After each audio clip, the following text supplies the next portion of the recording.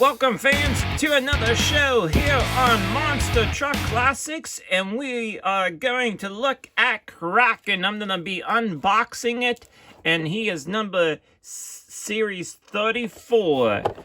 So let's go ahead and check out the other trucks in this series. First off, I would like to point out that Kraken is in the mini-series of World Finals, and the other trucks are Gravedigger, the 25th Anniversary Edition, Blue Thunder, Maximum Destruction, Pirate's Curse, Crustacean, Lucas Oil Stabilizer, Megalodon, and Soldier Fortune, which is the chase piece in Series 34. So let's go ahead and I'm gonna unbox Kraken.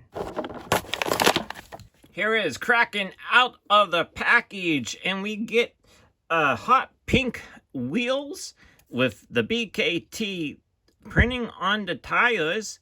The chassis is a dark brown, which I never saw on Spin Master Monster Jam diecast toy before. So that's a different one. And the roll cage is, I would say, like a dark gray. Another color would be slate. Let's go ahead and talk about the body. The Seek Monster has like a royal blue color for it.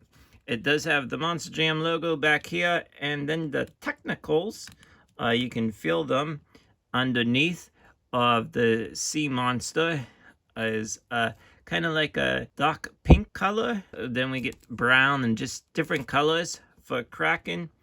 Beautifully done by the Spin Master team, I would say. And then here's the front with the headlights and everything, and Star Creations on the hood of the body right there, the clip. And we see some of the Sea Monster, and I believe those are like, maybe, I don't want to say teeth, but some kind of underneath the opening of his mouth. And we turn it to the other side. Nicely done. And here's the back. And the driver inside, like I said, is part of the chassis, and he is brown. So, Kraken looking very good here.